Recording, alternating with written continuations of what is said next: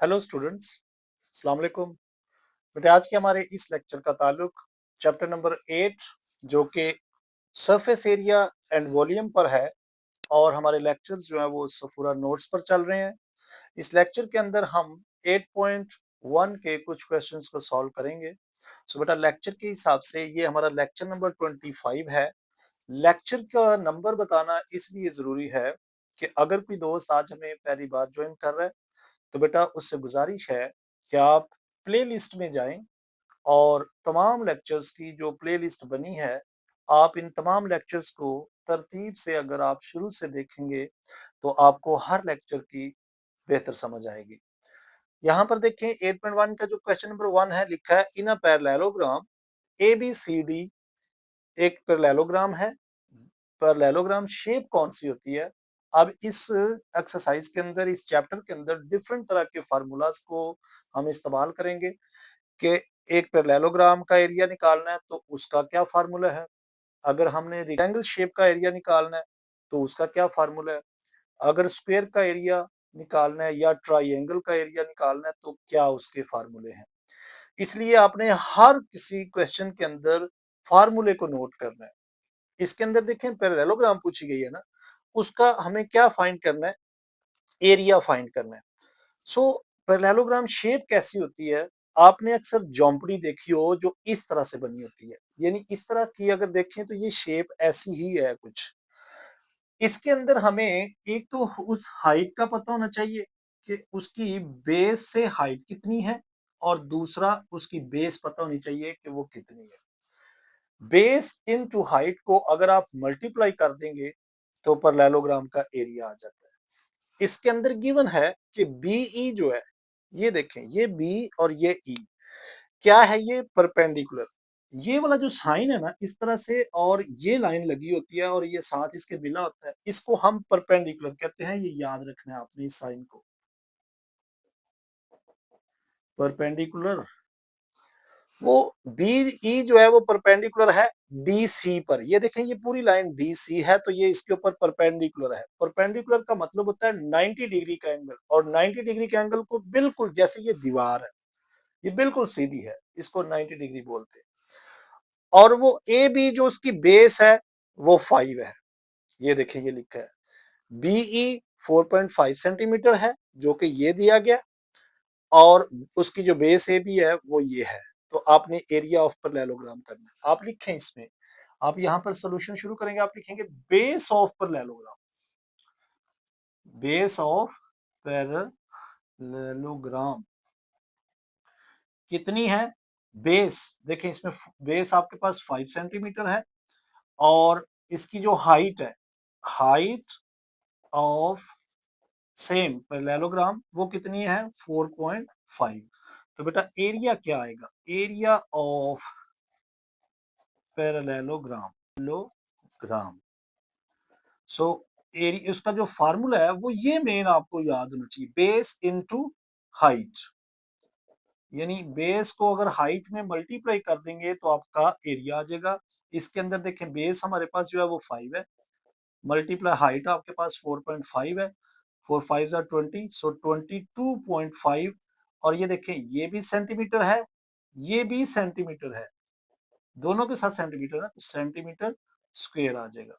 सो ये इसका आंसर आ जाएगा। बिल्कुल सिंपल है, बस जस्ट आपने इस क्वेश्चन को समझना है और इसको फार्मूले में अप्लाई करके इसका आंसर निकाल लेना है। सो ये क्वेश्चन नंबर 1 कंप्लीट हो गया। सो नेक्स्ट पार्ट देखते हैं। सो बेटा क्वेश्चन नंबर 2 के अंदर देखिए, लिखा है find the area of shaded shown below. आपका क्वेश्चन ये दिया गया है, इसके अंदर आपसे ना इस शेडेड पार्ट का, जहां पर ये लाइनें लगाई गई हैं, इसका एरिया पूछा गया। अब यहां पर अगर आप इसको देखें तो ये एक स्क्वायर शेप है। स्क्वायर शेप ऐसी शेप को कहा जाता है जिसकी लेंथ और विड्थ बराबर होती है। हमें ये एक स्क्वायर दिया गया है, एक अगर देखें तो ये बाहर से स्क्वायर गिवन है, और एक ये अंदर है। आप यहां पर दो एरिया निकालें, एक बड़े स्क्वायर का और एक छोटे स्क्वायर का, और उन दोनों को माइनस कर देंगे तो आपका ये वाला एरिया निकल आएगा। यानी समझ लें ये हमारा एक पार्क है, स्क्वायर शेप में, उसके इर्द-गिर्द ये एक सड़क बनी हुई है, इसका एरिया निकालना है हमने। और अगर देखें तो आपकी शेप के अंदर ये देखें यहाँ से यहाँ तक का जो फासला गिवन है वो 50 मीटर है। यहाँ से यहाँ और ये रोड इस तरफ, इधर, इधर और इस तरफ, चारों तरफ अगर देखें तो 2 मीटर इधर को, 2 मीटर ऊपर है, ये 2 मीटर इधर है। यानी ये एरो बता रहा है कि भाई ये वाला एरिया 2 मीटर है, ये वाला एरो बता रहा है कि ये वाला एरिया 2 मीटर है। यानी चारों तरफ से 2 मीटर का एरिया है। तो हम क्या करते हैं, हम पहले निकालते हैं ये जो बड़ा स्क्वायर है इसका एरिया। तो लिखेंगे हम कि area of bigger square, bigger square, उसके अंदर पहले लिख लें कि लेंथ कितनी है।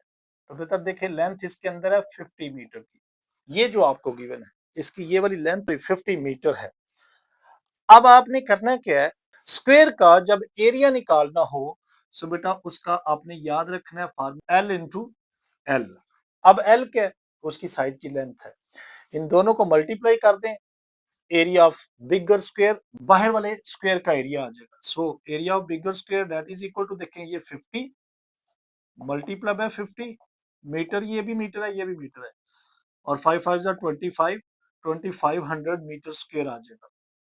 ये किसका एरिया ये बड़े स्क्वायर का है, बाहर से यहां से लेके यहां तक, यहां से यहां से यहां तक, बाहर वाले स्क्वायर का है। लेकिन अगर हम अंदर वाले स्क्वायर का एरिया निकालना चाहें तो बेटा देखें, अगर यहां से लेके यहां तक एरिया जो है वो 50 है, तो 2 मीटर इधर से सड़क आ रही है, इसमें 2 मीटर इधर से आ रही है, तो फिर इसकी ये वाली लेंथ कितनी रह जाएगी, 2 मीटर इधर से कम होगी, 2 मीटर इधर से कम होगी, तो 46 रहेगी ना। तो हम लिखेंगे लेंथ ऑफ स्मॉल स्क्वायर। अगर आप स्मॉल स्क्वायर की लेंथ लेंगे तो वो 50 तो टोटल है, 2 मीटर एक तरफ से, 2 मीटर दूसरी तरफ से, 2 मीटर यहां से, 2 मीटर इधर से कम होगी, तो ये हमारे पास आ गई 46 मीटर। ये तो लेंथ आई, विड्थ भी उसकी यही होगी।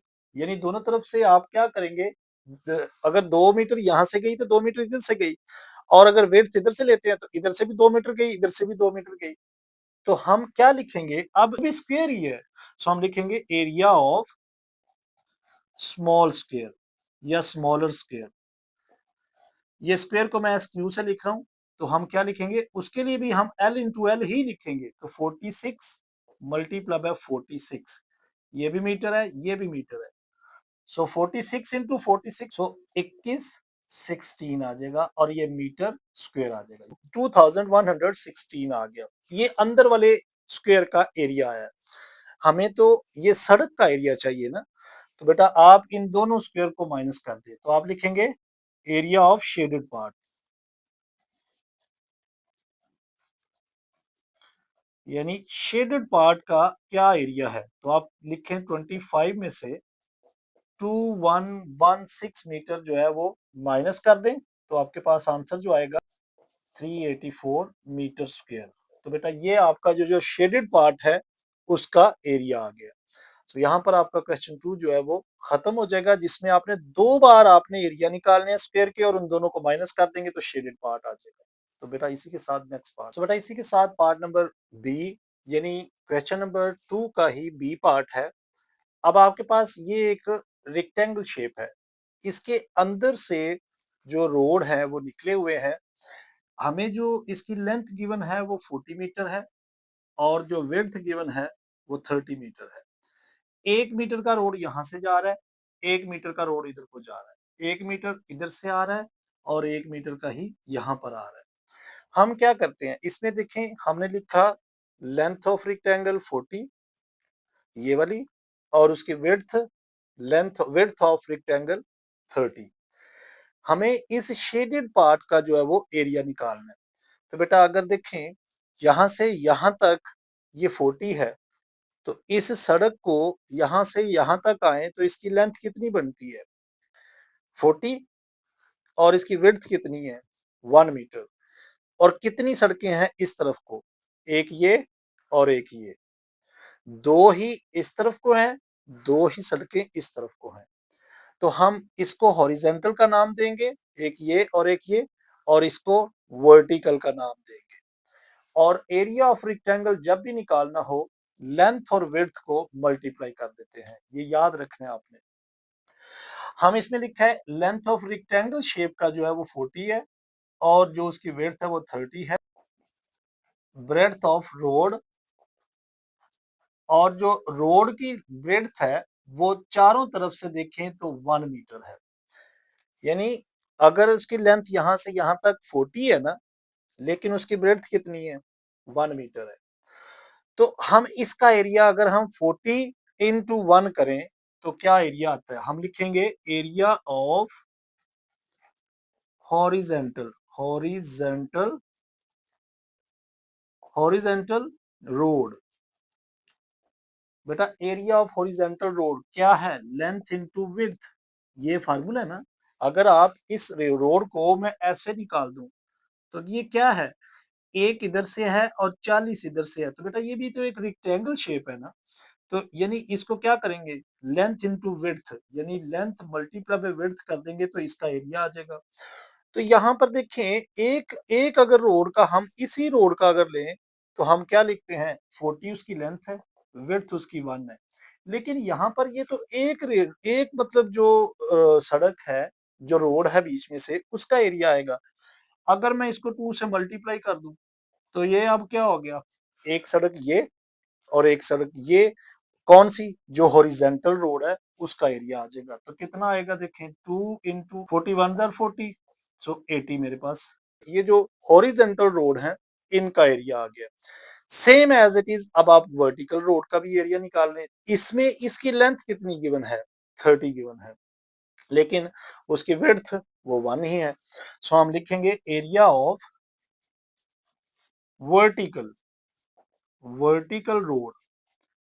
वो कैसे आएगा, देखें वो भी दो ही है ना, दो रोड है, एक ये वाला और एक ये वाला, और इसमें भी लेंथ मल्टीप्लाई बाय विड्थ करेंगे। सो 2 इंटू लेंथ कितनी है 30 और विड्थ कितनी है 1, सो 2 इंटू 30 1 जार 30, सो ये हमारे पास 60 आ गया।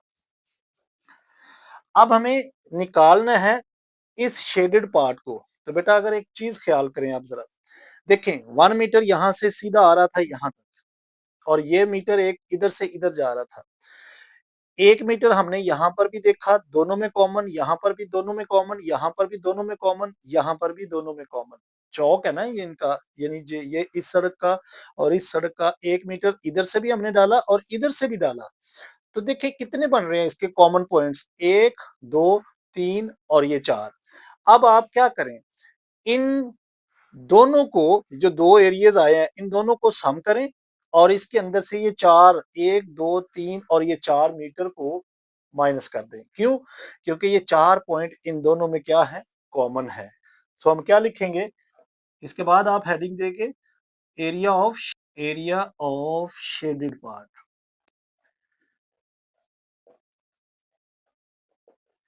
तो बेटा टोटल एरिया आपके पास जो बनेगा, आप लिखेंगे, ये आप लिख सकते हैं, area of horizontal road plus area of vertical road minus 4 common points. तो हम लिखते हैं 80 प्लस 60 माइनस 4।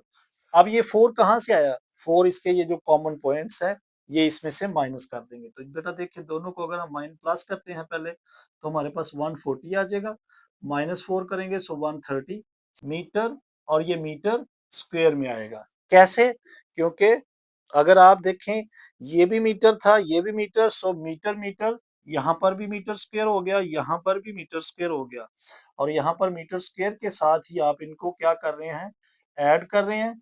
और यहाँ पर जब मीटर स्क्वायर में से मीटर स्क्वायर ही 4 निकलेगा तो मीटर स्क्वायर ही आपके पास जो शेडेड पार्ट का एरिया आएगा। सो बेटा question number 3, a window of dimension 2 meter by 2.5 meter is fixed on a wall of dimension 12 metre into 10 metre. यानी एक दीवार है जो जिसकी लेंथ और विड्थ ये गिवन है, 12 बाय 8 10 उसकी लेंथ और विड्थ है, और ये विंडो की लेंथ और विड्थ है यानी 2 बाय 2.5 मीटर। ये एक जैसे कि ये एक दीवार है और उसके अंदर ये मैंने एक व्हाइट बोर्ड लगाया हुआ है। ये देखें ना, दीवार से तो व्हाइट बोर्ड छोटा है। तो ये व्हाइट बोर्ड की अगर 2 बाय 2.5 लेंथ और विड्थ है और ये दीवार जो है वो 12 बाय 10 की है। तो हमें क्या करना है, टोटल कॉस्ट फाइंड को करना है उसमें पेंट करवाने का, इस दीवार पर पेंट करवाने का हमें टोटल कॉस्ट निकालनी है। और अगर उसका रेट जो है पेंट करवाने का वो 5.50 पर मीटर स्क्वायर है। तो अब हम क्या करेंगे, देखें यहाँ पर मैंने दो, यहाँ पर आपके सामने लेंथ और विड्थ लिखी हैं। ये लेंथ ऑफ विंडो है, जो कि यहाँ पर देखें जो बड़ी है वो लेंथ है और जो छोटी है वो विड्थ है। तो 2.5 उसकी लेंथ होगी, 2 पॉइंट और 2 जो है 2 मीटर उसकी विड्थ होगी।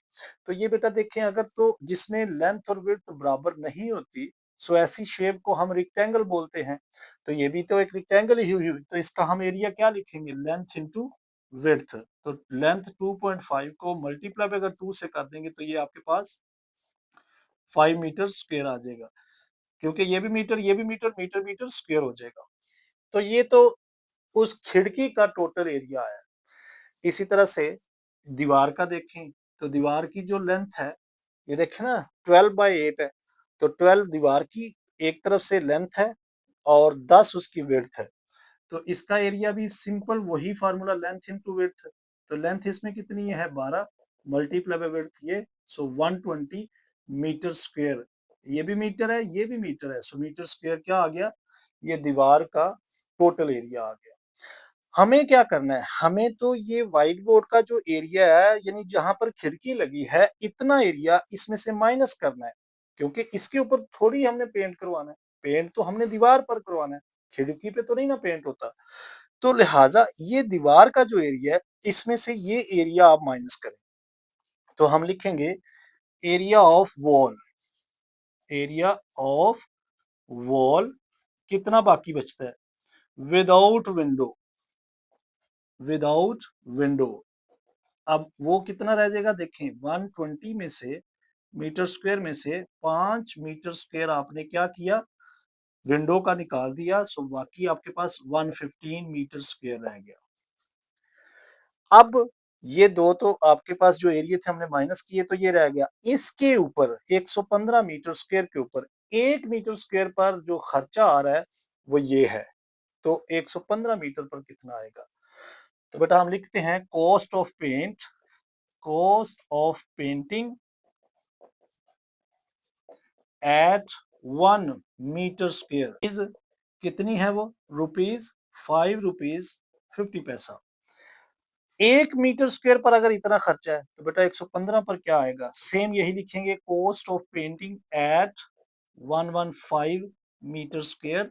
सो 115 को आपने 5.50 से मल्टीप्लाई कर देना, तो आपके पास आंसर आएगा 632.5। सो ये आपका टोटल जो है वो क्या आ जाएगा, टोटल रुपीज में खर्चा आ जाएगा। सो यहाँ पर हम आज के लेक्चर को खत्म करते हैं। सो लेक्चर की लेंथ ज्यादा ना हो, इसलिए हम इसके बकिया पार्ट्स को नेक्स्ट लेक्चर के अंदर कंपोज करेंगे। सो बेटा लेक्चर अगर पसंद आया सो लाइक जरूर करें और ज्यादा से ज्यादा अपने दोस्तों के साथ शेयर करें। अपना बहुत ख्याल रखें, take care, bye bye, God bless you.